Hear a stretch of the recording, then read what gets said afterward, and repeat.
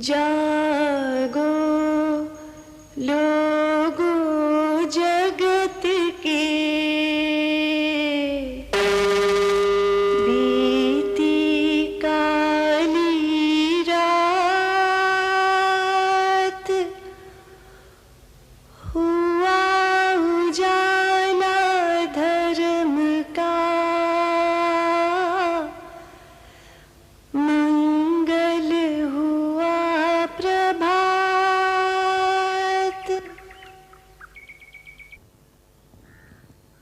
मन को विकारों से मुक्त करने वाली इस साधना का काम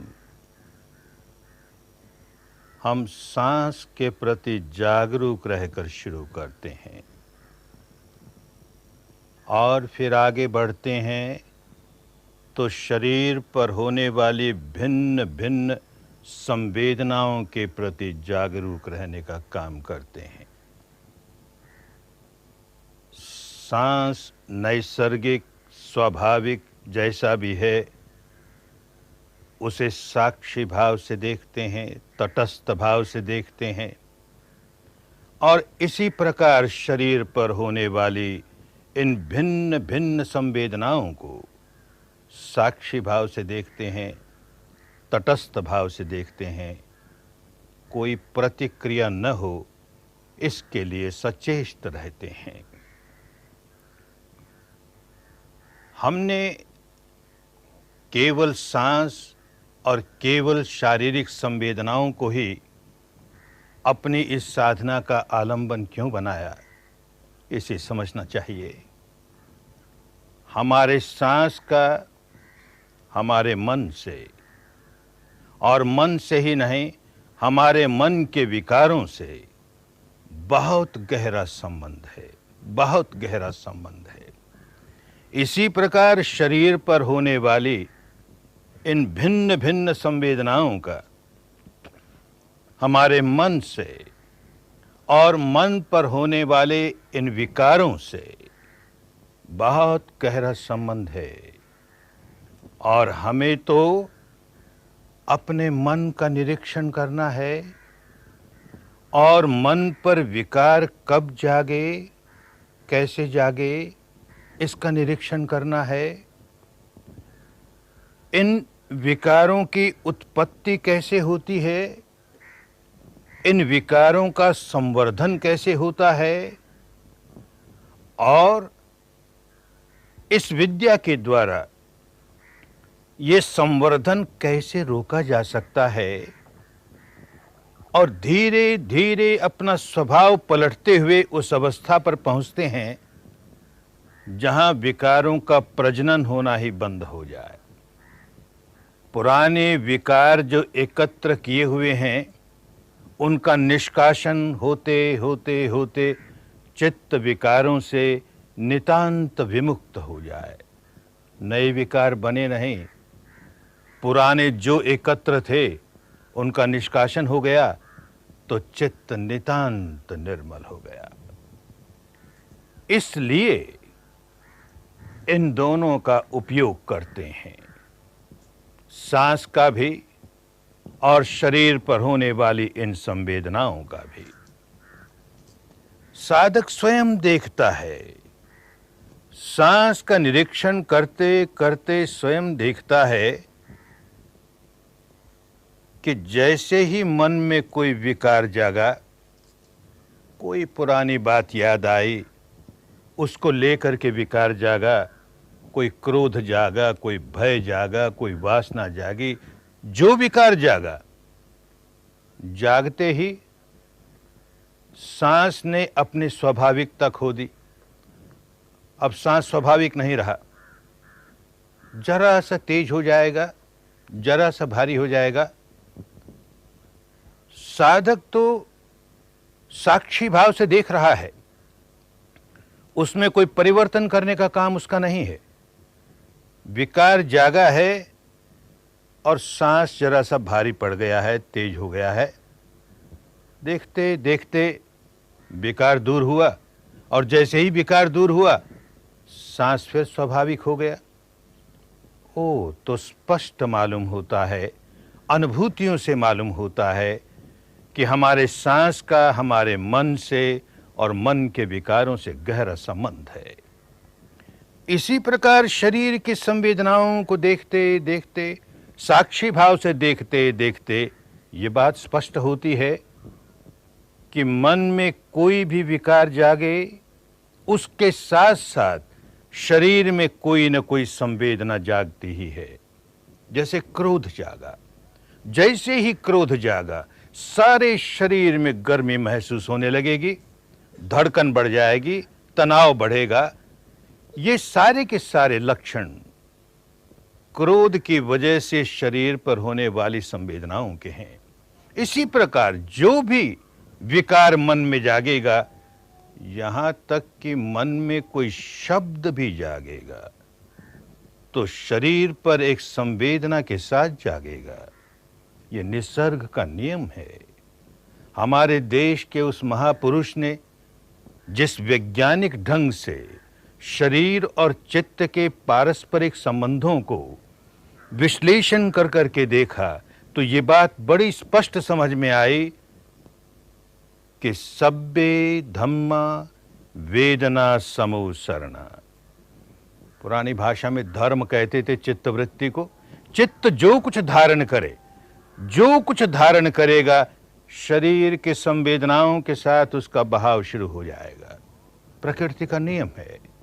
और इस सारे प्रपंच को, शरीर और चित्त के प्रपंच को देखते देखते बहुत स्पष्ट मालूम होगा कि कैसे हमारा चित्त शरीर के द्वारा प्रभावित हुए जा रहा है और ऐसे ही हमारा शरीर चित्त के द्वारा प्रभावित हुए जा रहा है। दोनों एक दूसरे को प्रभावित कर रहे हैं और भीतर ही भीतर कैसे प्रवाह चल रहे हैं, कैसे करंट्स चल रहे हैं, अंडर करंट्स चल रहे हैं, क्रॉस करंट्स चल रहे हैं, और हमें अपने बुद्धि के स्तर पर या मानस के ऊपरी स्तर पर कुछ पता ही नहीं क्या हो रहा है। इस विपश्यना साधना द्वारा हम मानस के गहराइयों की ओर यात्रा करते हैं, गहराइयों की ओर यात्रा करते हैं, तो ये सारा रहस्य हमारे सामने खुलता चला जाता है। किस प्रकार, किस चित्तवृत्ति के कारण, किस विकार के कारण इस प्रकार के परमाणुओं की उत्पत्ति हुई, किस प्रकार ऐसे परमाणुओं के कारण ऐसी चित्तवृत्ति की उत्पत्ति हुई, कैसे एक दूसरे को प्रभावित करने लगे, खूब समझ में आने लगता है। कुदरत का सारा कानून, निसर्ग के सारे नियम अनुभूतियों के स्तर पर स्पष्ट होते चले जाते हैं।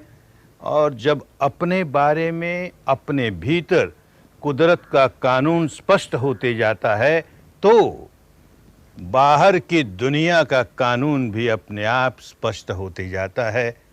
आखिर बाहर की दुनिया क्या है? बाहर की दुनिया, उसका क्या अस्तित्व है? बाहर की दुनिया का अस्तित्व हमारे लिए तभी तक है जबकि वो हमारी इन पांचों इंद्रियों में से किसी इंद्रिय पर स्पर्श करती है। रूप का, रंग का, रोशनी का, आकृति का।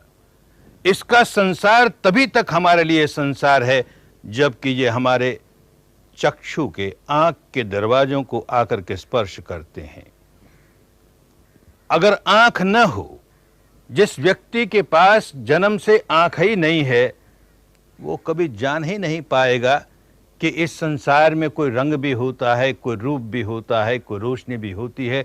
कुछ नहीं जान पाएगा, उसके लिए ऐसा संसार है ही नहीं। ऐसे ही शब्द कान को लगते हैं तो उनका अस्तित्व है।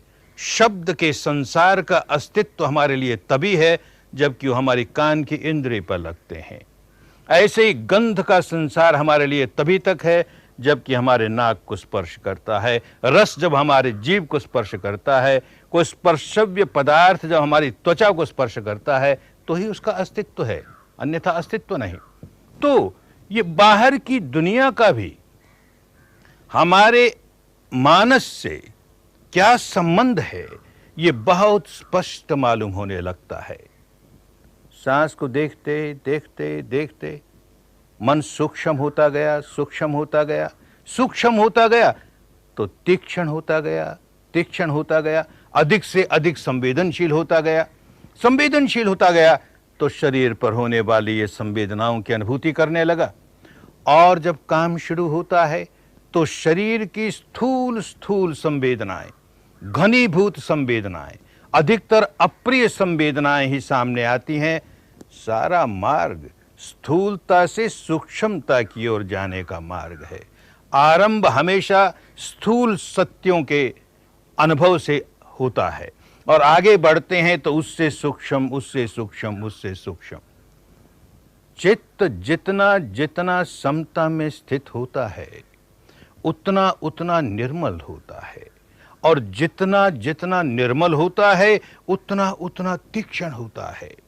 इसीलिए इस प्रज्ञा को कहा बींधती हुई प्रज्ञा, भेदन करती हुई प्रज्ञा, छेदन करती हुई प्रज्ञा। जो घनीभूत सत्य हमारे सामने प्रकट हुआ उसके टुकड़े टुकड़े होने लगते हैं, विभाजन होने लगता है, विघटन होने लगता है और यूं विश्लेषण होने लगता है। एक समय आता है अनेक साधकों को पहले 10 दिन के शिविर में, अन्यथा दूसरे 10 दिन के शिविर में, अन्यथा कुछ समय के बाद, जबकि ये स्थूल स्थूल घनीभूत संवेदनाएं पिघलते पिघलते पिघलते केवल तरंगों में रह जाती हैं। सारा ठोस लगने वाला शरीर ऊपर ऊपर से ठोस लगता है, लेकिन जब ध्यान की गहराइयों में जाते हैं तो सारा ठोसपना समाप्त हो जाता है। केवल तरंगे ही तरंगे, तरंगे ही तरंगे। सारा शरीर प्रपंच तरंगे ही तरंगे, तरंगे ही तरंगे। ठीक इसी प्रकार सारा चित्त प्रपंच स्थूलता से आरंभ होगा।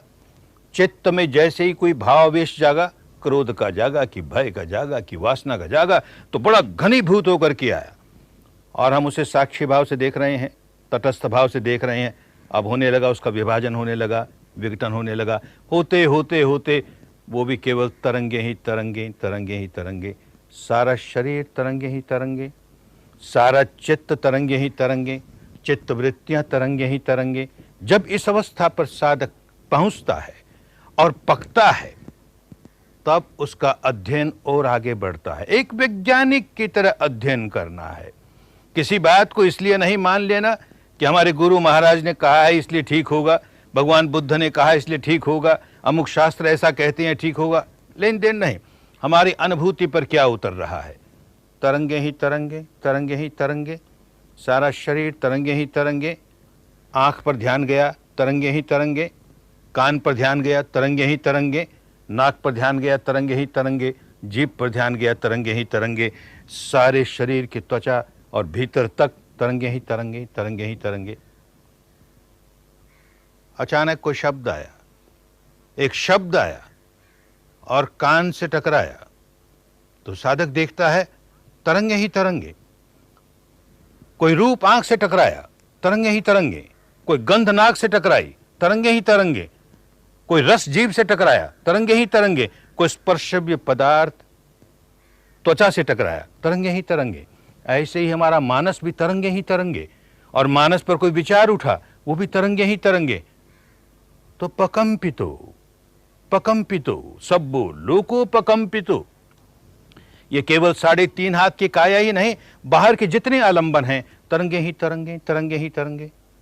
अब देखता है क्या हुआ। ये सारा शरीर, ये सारा चित्त तरंगे ही तरंगे, तरंगे ही तरंगे। एक शब्द आया, तरंग आई, तरंग से तरंग लगी तो एक विशिष्ट प्रकार की तरंग सारे शरीर में चलने लगी जो बड़ी न्यूट्रल है। इतने में मानस का एक अंग अपना सिर उठाता है, मानस का एक हिस्सा अपना सिर उठाता है। अरे क्या हुआ, इस कान के दरवाजे पे क्या हुआ, क्या खटपट हुई? ओ, कोई शब्द आया, शब्द आया, इसलिए ये तरंग आई। इतने में मानस का एक दूसरा हिस्सा अपना सिर उठाता है। उसने पहचानने का काम किया, क्या शब्द आया, कैसा शब्द आया? गाली का शब्द है या प्रशंसा का शब्द है? वो अपनी पुरानी अनुभूतियों के बल पर अपनी पुरानी याददाश्त के बल पर पहचानता है, और केवल पहचान के नहीं रह जाता, वो मूल्यांकन भी करता है। शब्द आया गाली का शब्द, अरे बहुत बुरा। शब्द आया प्रशंसा का शब्द, अरे बहुत अच्छा। मानस के इस दूसरे खंड ने जैसे ही मूल्यांकन कर दिया, साधक देखेगा कि सारे शरीर में जो तरंगें चल रही थी, जो बड़ी न्यूट्रल थी, अब मूल्यांकन हुआ कि गाली है और बहुत बुरी है। देखेगा सारे शरीर में दुखद ही दुखद, दुखद ही दुखद, सारी संवेदनाएं दुखद बन गई। प्रशंसा है, बहुत अच्छा है, मूल्यांकन हुआ बहुत अच्छा है, इतने में देखेगा सारे शरीर में सुखद ही सुखद, सुखद ही सुखद। तो मानस का तीसरा खंड इन संवेदनाओं को भोगने का काम करने लगा, संवेदनाओं को अनुभव करने का काम करने लगा। इतने में मानस का चौथा खंड अपना सिर उठाता है। सुखद है तो बड़ी अच्छी लगी, तो और चाहिए, और चाहिए, प्रतिक्रिया करता है, और चाहिए, और चाहिए। दुखद लगी, नहीं चाहिए, नहीं चाहिए, प्रतिक्रिया करता है। तो सुखद है तो राग की प्रतिक्रिया करता है, दुखद है तो द्वेष की प्रतिक्रिया करता है, और ये संवेदनाएं और तीव्र होती हैं, तीव्र होती जाती हैं। तो राग तीव्र होते जाता है, द्वेष तीव्र होते जाता है। साधक देख रहा है, अरे ये प्रपंच केवल कान के दरवाजे पर नहीं, ऐसा ही आंख के दरवाजे पर है, ऐसा ही नाक के दरवाजे पर है, जीभ के दरवाजे पर है, त्वचा के दरवाजे पर है, और जब इन पर नहीं तो मन के दरवाजे पर है। ये 6 तो दरवाजे हैं जिनसे हमारा दुनिया का संबंध है, और इन 6 दरवाजों पर कुछ न कुछ स्पर्श होता है, स्पर्श होता है, उसका मूल्यांकन होता है, मूल्यांकन होता है। संवेदना सुखद होती है, दुखद होती है, संवेदना सुखद या दुखद होती है तो प्रतिक्रिया शुरू होती है, राग होता है, द्वेष होता है। सारा रहस्य समझ में आने लगा। अब होश जागता है।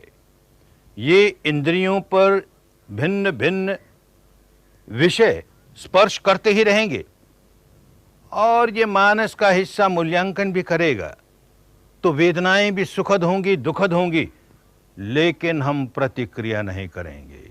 हर प्रतिक्रिया एक विकार जगाती है, राग का जगाए, द्वेष का जगाए, और इन्हीं दोनों से उत्पन्न हुए भिन्न भिन्न प्रकार के विकार जगाए। विकार जगाया कि मेला हुआ, चित्त ने विकार जगाया कि मेला हुआ, और मेला हुआ तो व्याकुल हुआ। ये सारा प्रपंच अनुभूतियों से देख रहा है। अनुभूतियों से जब देखने लगा, इन गहराइयों में जाके देखने लगा, तो अपने आप स्वभाव बदलने लगा, स्वभाव बदलने लगा। अब अनुभूतियां हो रही हैं, संवेदनाएं भिन्न भिन्न प्रकार की होती हैं, सुखद भी हैं, दुखद भी हैं, और साधक देखता है, अच्छा सुखद संवेदनाएं आई हैं, देखें कब तक रहती है, देखें कब तक रहती है। साक्षी भाव से देखता है, तटस्थ भाव से देखता है, अरे देखते देखते देर सबेर समाप्त हो ही गई। दुखद संवेदना आई है तो देखें कितनी देर रहती है, देखते देखते देखते समाप्त हो ही गई। यूं खूब समझ में आता है कि सारी संवेदनाएं, शरीर और चित्त से उत्पन्न होने वाली ये सारी संवेदनाएं अनित्य हैं, नश्वर हैं, भंगुर हैं, परिवर्तनशील हैं। इनका उत्पाद होता है, व्यय होता है। ये केवल तरंगे ही तरंगे, तरंगे ही तरंगे। अनुभूति से जानने लगा, जो इतना नश्वर है, इतना भंगुर है, अरे उसके प्रति क्या राग करें, उसके प्रति क्या द्वेष करें। स्वभाव पलटने लगा। अब उसे केवल साक्षी भाव से देख रहा है, तटस्थ भाव से देख रहा है। तो वो स्वभाव शिकंजा जिसका कि मानस बंदी बन गया था, जब देखो तब भीतर ही भीतर कोई न कोई सुखद अनुभूति होगी और वो राग पैदा करेगा, कोई न कोई दुखद अनुभूति होगी और वो द्वेष पैदा करेगा। अब वो शिकंजा टूटने लगा, टूटने लगा। ये नहीं कि 10 दिन की साधना में ही इस स्वभाव शिकंजे से बिल्कुल बाहर निकल आएंगे।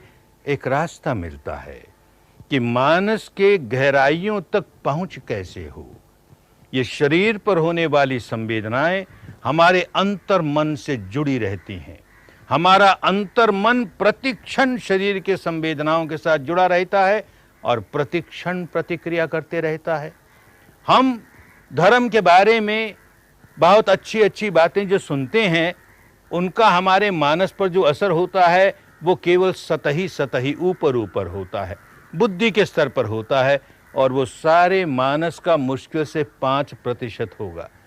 पुरानी भाषा में इसीलिए उसे परित चित्त कहा। बड़ा छोटा सा चित्त है, परमित चित्त है, उसे हम सुधारते हैं, अच्छा है उतना ही सुधरे, लेकिन अंदर जो घनीभूत विकारों का भंडार है वो वैसे का वैसा रह गया। और जब तक ये नहीं निकला तब तक विकारों से हमारी मुक्ति नहीं हुई, और विकारों से मुक्ति नहीं हुई तो ऊपर ऊपर से हम हजार सुधार करके रह गए। ये भीतर वाले विकार जब देखो तब ज्वालामुखी की तरफ फूटेंगे और फिर हम पर छा जाएंगे, क्योंकि हमारा स्वभाव नहीं टूटा। विकार पैदा करने वाला स्वभाव नहीं टूटेगा तो हम विकारों से मुक्त नहीं हो सकते। सारी की सारी साधना इसी बात के लिए है कि अंतर मन की गहराइयों में जाकर के वहां प्रज्ञा जगाएं, प्रत्यक्ष ज्ञान जगाएं और अपने चित्त को इन विकारों से विमुक्त करते चले जाएं, विमुक्त करते चले जाएं। बड़ा मंगल, बड़ा कल्याण।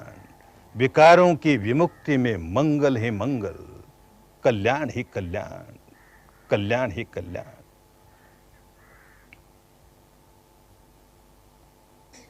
प्रज्ञा जागे बलवती, अंग अंग रम जाए, अणु अणु चेतन हो उठे,